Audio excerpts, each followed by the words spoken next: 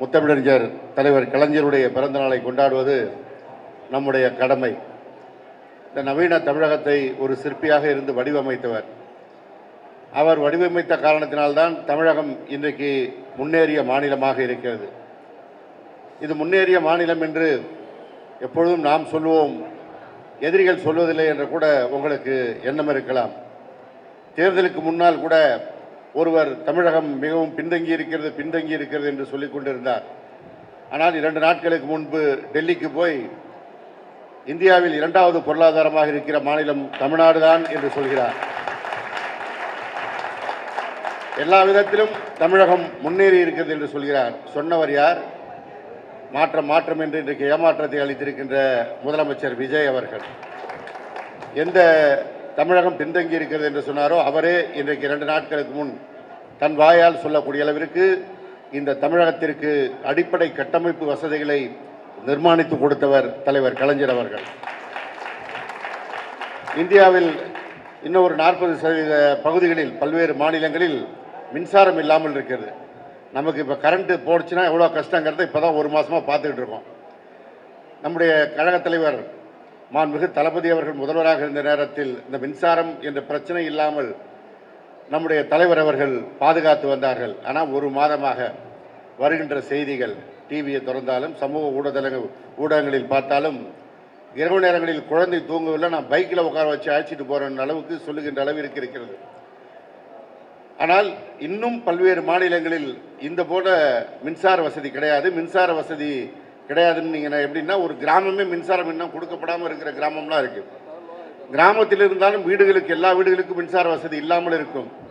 அப்படி இருக்கின்ற சில மாநிலங்கள் இருக்கிறது, அங்கே மின்சாரம் நம்மை போன்று முழு நேரம் இருக்காது.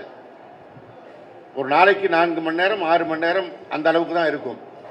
ஆனால் இந்த மின்சாரத்தை 40% இன்னும் மின்சாரம் பார்க்காத ஒரு இந்தியா என்கின்ற துணைக்கண்டத்தில் 71லிருந்து 76 அந்த ஆட்சி காலத்திலேயே எல்லா கிராமங்களுக்கும் மின்சாரம் கொண்டு சேர்த்தவர் முத்தமிழறிஞர் கலைஞர் அவர்கள். அதனால தான் அவரை நவீன தமிழகத்தின் சிற்பி என்று சொல்கிறோம். இப்போ இந்த 15 நாளாக மதுரையில் பஸ் இல்லைன்னு ஸ்ட்ரைக் பண்ணுறாங்க, கோயம்புத்தூரில் பஸ் இல்லைன்னு ஸ்ட்ரைக் பண்ணுறாங்கிற செய்தி வந்து கொண்டிருக்கிறது. இதற்கு முன்பு இந்த செய்தி கிடையாது.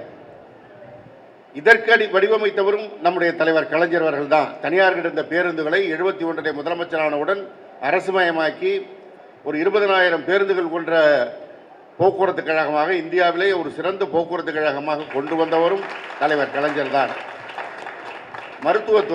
மருத்துவத்துறை இன்றைக்கு மிக சிறந்த முறையில் இருக்கிறது.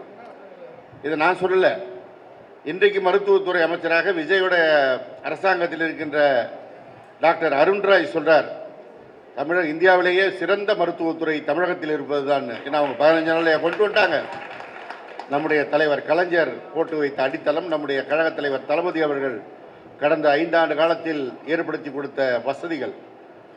இப்படி இந்த தமிழகம் இன்றைக்கு ஒரு சிறந்த மாநிலமாக எல்லா வசதிகளும் நிரம்பிய மாநிலமாக இருக்கிறது என்றால் அதற்கு காரணம் தலைவர் கலைஞர். அவருடைய பிறந்தநாளை கொண்டாடுவது என்பது அவருக்கு நாம் நன்றி காட்டுவது போல. இன்றைக்கு தோழர்கள் பெருமளவிலே கூடியிருக்கிறீர்கள். தொழிலாளர்களுக்கென்று ஒரு அரசை நடத்தியவர் என்றால் முத்தமிழறிஞர் கலைஞர் அவர்கள்தான். இன்றைக்கும் கைரிக்ஷா இழுக்கிற நகரங்கள் பல மாநிலங்களில் இருக்கிறது. இப்போ சொல்லலாம் தைரியமாக, கம்யூனிஸ்டுகள் மக்களை வதைக்கக்கூடாது என்பார்கள். அவர்கள் ஆண்ட மாநிலத்திலேயே கைரிக்ஷா இருந்தது. ஆனால் அந்த கைரிக்ஷாவை ஒழித்து ஆட்டோ ரிக்ஷாவாக, சைக்கிள் ரிக்ஷா மாற்றி பிறகு ஆட்டோ ரிக்ஷாவாக மாற்றி கொடுத்தவரும் தலைவர் கலைஞர் தான். இப்படி எல்லா தரப்பு மக்களுக்கும் எல்லாம் சென்று சேர்வதற்கு காரணமாக இருந்தவர் முத்தமிழறிஞர் கலைஞர். ஒரு விதத்தில் இவ்வளோ வசதிகளை கொடுத்ததே ஒரு தவறாக போய்விட்டதோ என்று இப்போ வருகின்ற செய்தியெல்லாம் பார்க்கும்போது இருக்குது.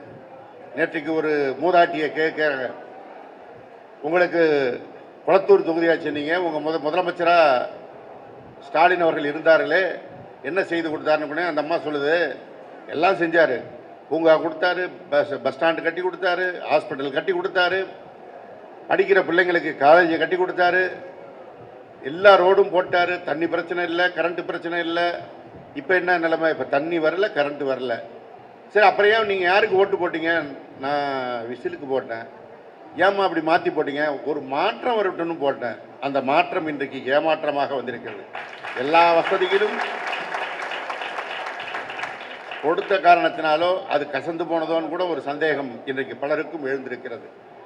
இப்படிப்பட்ட சூழலிலும் கழகம் வெற்றி வாய்ப்பை இழந்திருந்தாலும் இன்றைக்கும் இது மக்களுக்கான இயக்கம், மக்களோடு இருக்கிற இயக்கம் என்பதை எடுத்து காட்டுகின்ற விதத்தில்தான் தலைவர் கலைஞர் பிறந்த நாளை இன்றைக்கு உங்களோடு கொண்டாடுவதற்கு நம்முடைய மண்பிற்குரிய அண்ணன் சேகர்பாபு அவர்கள் ஏற்பாடு செய்திருக்கிறார்கள்.